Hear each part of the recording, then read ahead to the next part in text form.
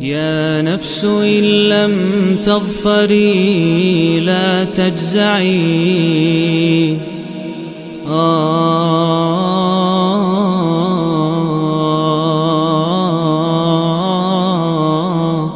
اعوذ باللہ من الشیطان الرجیم بسم اللہ الرحمن الرحیم۔ دوستو، آج ہم سورہ بقرہ کی آیت نمبر 27 کا ترجمہ اور تشریح کرنے کی سعادت حاصل کریں گے۔ آئیں شروع کرتے ہیں۔ الذین، وہ لوگ، کون سے لوگ؟ ینقضون، نقد کا مطلب توڑ دینا، یا شروع میں آ گیا اور واو نون نے اس کو وہ جمع کا صیغہ بنا دیا۔ وہ لوگ جو توڑتے ہیں عہد اللہ، عہد کس کا عہد؟ اللہ کا عہد توڑتے ہیں۔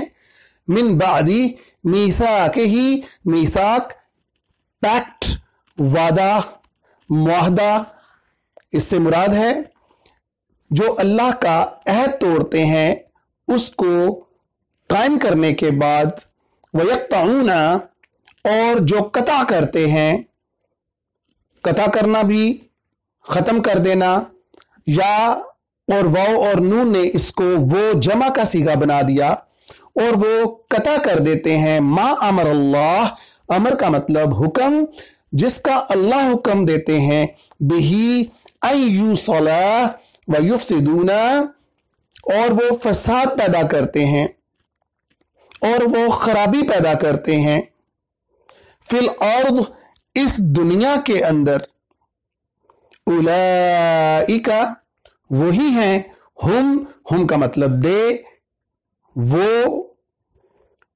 وہی ہیں، ہم الخاسرون، جو خسارے میں ہیں۔ دوستو، بہت خوبصورت آیت۔ اس کے اندر انسان اللہ سے کی ہوئی 3 وعدہ خلافیاں کرتے ہیں، 3 نافرمانیاں کرتے ہیں۔ نمبر 1، انسان کا اللہ سے کیا ہوا وعدہ جو اس نے عہد الست کے اندر کیا تھا، جب وہ روح کی شکل میں تھا، جب اللہ تعالیٰ نے اس سے دریافت کیا تھا کہ تمہارا رب کون ہے، تو سب نے یکجا ہو کر کہا تھا، بے شک پروردگار تو ہی ہمارا رب ہے۔ اب جب کہ یہ وعدہ کر لیا گیا تو کس طرح یہ ممکن تھا کہ آپ اس کو توڑ دیں؟ کیونکہ جب کوئی وعدہ کیا جاتا ہے تو 2 طرح سے ہم اس کو پس پشت ڈالتے ہیں۔ ایک تو اس شخص کو ہم اس قابل ہی نہیں سمجھتے، اور دوسرا ہماری بے اعتنائی، ہمارا تکبر۔ یہ وعدہ، یہ کوئی عام انسان سے کیا گیا وعدہ تو تھا ہی نہیں، یہ تو وعدہ کیا ہوا تھا اللہ کے ساتھ۔ نہ تو وہ بے بس ہے اور نہ ہی آپ اس کو پس پشت ڈال سکتے ہیں۔ وہ تو طاقتوروں کا طاقتور ہے، وہ تو شہنشاہوں کا شہنشاہ ہے، وہ ہے جو ایک کن کے ساتھ کائنات کو تخلیق کرنے کے اوپر صلاحیت رکھتا ہے۔ تو پھر آپ اور ہم کس طرح سے یہ وہ وعدہ توڑ سکتے تھے جو ہم نے خود اپنی مرضی سے کیا، اپنے اختیار کے ساتھ کیا؟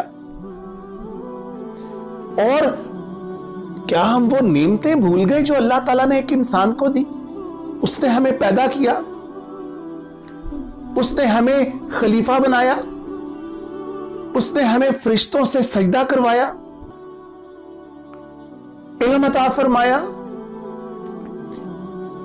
کون سی نعمتیں ہیں جو اللہ تعالیٰ نے اس انسان کے اوپر نہیں بخشی؟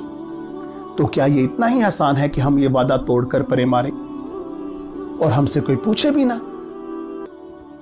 اللہ اتنے بے بس نہیں ہے، وہ سب کچھ پوچھنے کے اوپر قادر ہیں اور وہ پوچھیں گے۔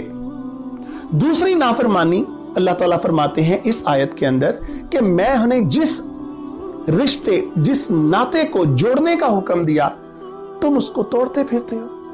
یہ رشتے 2 طرح کے ہوتے ہیں، جو ایک انسان ایک رحمی رشتے لے کر اس دنیا کے اندر آتا ہے، اور نمبر 2 وہ جو دینی رشتے بناتا ہے۔ تو اب ہم ذرا غور کریں، ان دینی اور رحمی رشتوں کو ہم کس قدر بے دردی کے ساتھ کچل رہے ہیں۔ ہمیں صرف اپنا نفس عزیز ہے دوستو، ہمیں صرف اپنا آپ عزیز ہے، ہمیں دنیا तबाही के अंदर उतर जाए, भाड़ में जाए दुनिया, सिर्फ हम बच जाए, हमारा फायदा बच जाए, हमें और कुछ नहीं चाहिए।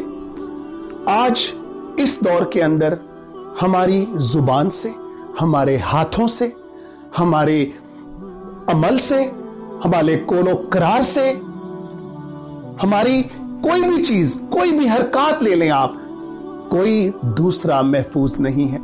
अगर कोई दूसरा हमसे महफूज नहीं है दोस्तों, तो फिर हम कहां से कहलाएंगे कि हम वो मुसलमान हैं और हम अल्लाह ताला के अताअत कर रहे हैं, अल्लाह ताला की फरमाबरदारी कर रहे हैं।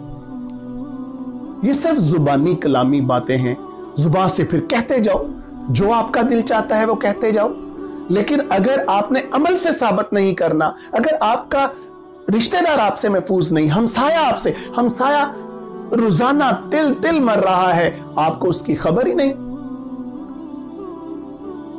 आपके इलाके के अंदर क्या क्या जुल्म हो रहे हैं, क्या क्या चीजें हो रही हैं, क्या क्या बुराई की जड़ें फैलाई जा रही हैं, हमें उसकी परवाह ही नहीं। हम सिर्फ अपनी इबादत और अपने फायदे के ऊपर यकीन रखने वाले लोग हैं। तो ये तो हम कतई रहमी कर रहे हैं, कतई दीनी ताल्लुक कर रहे हैं कि हमें किसी की परवाह ही नहीं सिवाय अपने।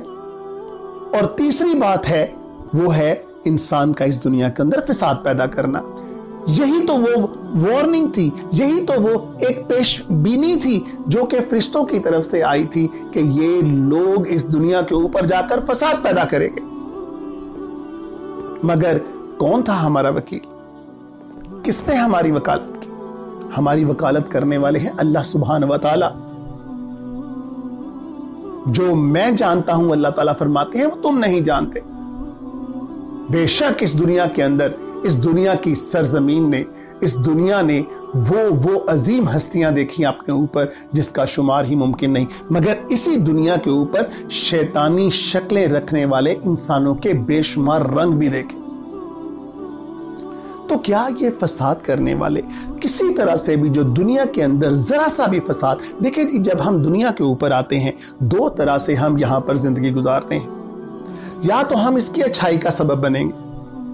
इसकी अच्छाई का सबब मतलब हम कोई ना कोई फायदा इस दुनिया के अंदर किसी ना किसी शक्ल के अंदर अपने अमाल से, अपने तौर तरीकों से, अपनी औलाद की शक्ल के अंदर, अपने खैरात सदकात वगैरह की सूरत के अंदर हम छोड़कर जाएंगे।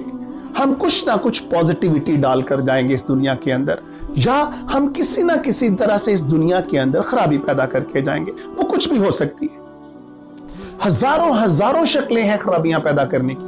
अगर मैं गिनवाना चाहूं तो ये 10 मिनट जो हमने इस प्रोग्राम के लिए रखे उसके लिए काफी नहीं होंगे, लेकिन दोस्तों आप समझते हैं हजारों लाखों शक्लें हैं जो हम, जिस तरह से हम इस दुनिया के अंदर बुराइयां छोड़कर जा रहे हैं।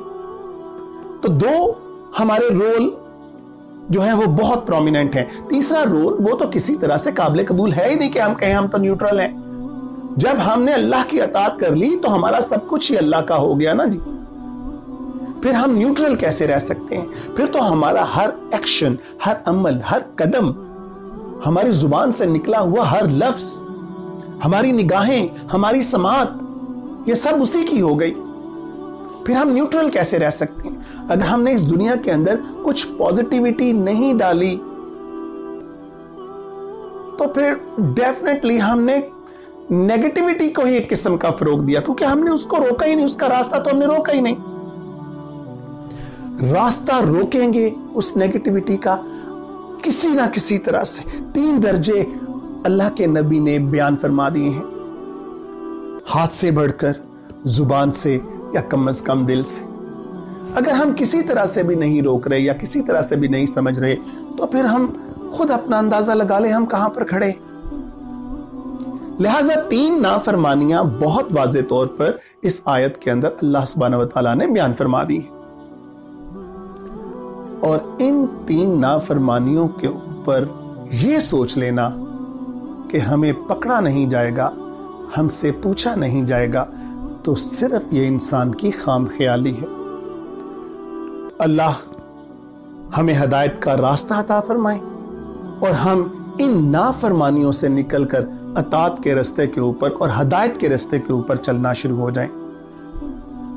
इंशाअल्लाह अल्लाह ताला ہمیں قرآن کو پڑھنے، سمجھنے اور اس کے اوپر عمل کرنے کی توفیق عطا فرمائے، کیونکہ اس کے بغیر کچھ بھی ہماری زندگی کے اندر فائدہ مند نہیں ہونے جا رہا۔ وآخر دعوانا الحمدللہ رب العالمین۔ يا نفس إن لم تظفري لا تجزعي